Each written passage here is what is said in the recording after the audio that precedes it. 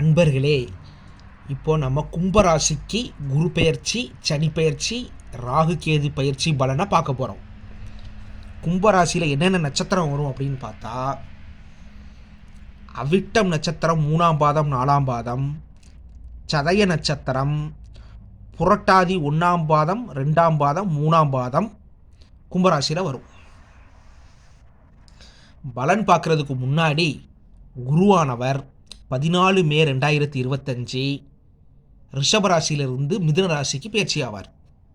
ராகு கேது 18 மே 2025 ராகு கும்பராசிக்கும் கேது சிம்மராசிக்கும் வருவார். சனியானவர் 29 மார்ச் 2025 கும்பத்திலிருந்து மீனத்துக்கு பயிற்சி ஆவார். இப்போ குரு பஞ்சமஸ்தானத்திலையும் சனி குடும்பஸ்தானத்திலையும் ராகு ஜென்ம ராசியிலையும் கேது கலத்திரஸ்தானத்திலையும் வராங்க. இப்போ பஞ்சமஸ்தானத்தில் உள்ள குரு என்ன பண்ணுவார் அப்படின்னு பார்த்தோன்னா, குழந்தை வேண்டியவருக்கு குழந்தை வரன் கண்டிப்பாக கிடைக்கும். பெற்றோர்கள் தங்கள் பிள்ளைகளால் மகிழ்ச்சி அடைவார்கள். பிள்ளைகளின் ஆரோக்கியம் நன்றாக இருக்கும். பூர்வீக சொத்து பிரச்சனை உங்களுக்கு சாதகமாக தீர்ப்பு வரும். தெய்வ வழிபாடு அதிகரிக்கும். அப்புறம் குரு ராசியவே பார்க்குறாரு. அதனால் குரு ராசியை பார்த்தா கோடி நன்மைகளை கொடுப்பார். உடல் ஆரோக்கியம் நன்றாக இருக்கும். குரு லாபஸ்தானத்தையும் பார்க்குறாரு. அதனால் பொருளாதார முன்னேற்றம் ஏற்படும். நீண்ட கால ஆசைகள் இருந்தால் கண்டிப்பாக நிறைவேறும். பாக்கியஸ்தானத்தை பார்க்குற குரு அதிர்ஷ்டத்தை வாரி வழங்குவார். தந்தையின் உடல் ஆரோக்கியம் நன்றாக இருக்கும். வெளி மாநிலத்தில் வேலை தேடியவர்களுக்கு நல்ல வேலை கிடைக்கும். இப்போ சனி என்ன பண்ணுவார் அப்படின்னு பார்த்தோன்னா, சனி பாதச்சனியாக 7.5 நட்டு சனியாக வராரு. அவர் என்ன பண்ணுவார் அப்படின்னு பார்த்தோன்னா, குடும்பத்தில் பிரச்சனைகளை ஏற்படுத்துவார். கணவன் மனைவி இடையே கருத்து வேறுபாடுகளை ஏற்படுத்துவார். அதனால் விட்டு கொடுத்து போகணும். தேவையில்லாத வாக்குவாதத்தை தவிர்க்கணும். முடிஞ்ச அளவு ஆமா இல்லைங்கிற பதில் மட்டும் சொல்லுங்க. பொருளாதார பிரச்சனை இருக்காது. ஏன்னா பொங்கு சனியாக வரும்.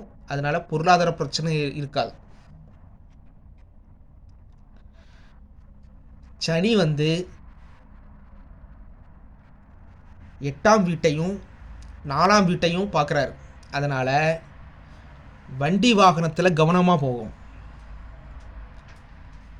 ஏன்னா பாதச்சனி முட்டுக்கு கீழே அடிபட வாய்ப்பு உண்டு. அதனால் கவனம் தேவை. அதே மாதிரி வீட்டில் டிவி, ஃப்ரிட்ஜு, ஏசி, வாஷிங் மிஷின்லாம் அடிக்கடி ரிப்பேர் ஆகும். அதனால் பார்த்துக்கிடுங்க. மாணவர்கள் படிப்பில் கவனம் அதிகமாக செலுத்தணும். கடின உழைப்பு மூலமாக தேர்வில் வெற்றி பெறுவார்கள். 7ஆம் இடத்து கேது என்ன பண்ணுவார்னா, கணவன் மனைவி இடையே கருத்து வேறுபாடு உண்டு பண்ணுவார். அதனால் விட்டு கொடுத்து போகணும். வெளிநாடு வேலை தேடியவருக்கு வெளிநாடு வேலை கிடைக்கும். ராகு ராசிலே இருக்கார். குரு பார்வை இருக்கு. இருந்தாலுமே தேவையற்ற தீய பழக்கங்கள் ஈடுபடக்கூடாது. கூடா நட்பு கேடு விளைவிக்கும். 2க்கும் 11க்கும் அதிபதி குரு 5ஆம் இடத்துல இருப்பதாலும் கேது 7ஆம் இடத்துல இருக்கிறார். அதனால் காதலர்களுக்கு திருமணம் கைகூடும். மொத்தத்தில் குரு நன்மையை வாரி வழங்குவார். சனி ராகு கேதுவால் அந்த அளவுக்கு நற்பலன்களை கொடுக்க முடியாது. ஆனாலும் கடந்த காலத்தில் கும்பராசிக்கு கம்பேர் பண்ணும்போது பார்த்தோன்னா, இப்போ ஒப்பிடும்போது இது நல்ல காலம்தான். ஏன்னா ஜென்மச்சனி விலகுது, குரு பஞ்சமஸ்தானத்துக்கு வராரு, அஷ்டம கேது விலகுது. அதனால் இப்போ வந்து 74% கும்பராசிக்கு. கடந்த காலத்துலலாம் ஃபெயில் மார்க், இப்போ வந்து 74% நல்ல மார்க். சரி, ஓகே. இது வந்து பொது பலன்தான்.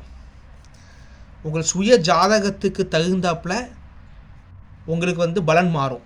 நான் என்னுடைய வாட்ஸ்அப் நம்பர் கொடுத்துருக்குறேன், அதனால் என்னைய வந்து காண்டாக்ட் பண்ணுங்கள். அப்புறம் வந்து இந்த சேனலை வந்து சப்ஸ்கிரைப் பண்ணுங்கள். மந்த்லி ராசி பலன் வந்து ரிலீஸ் பண்ணுவேன். இப்போ நம்ம வந்து 4 கிரகத்தை அடிப்படையாக வச்சு நம்ம பலன் சொல்லிகிட்டு இருக்கோம்.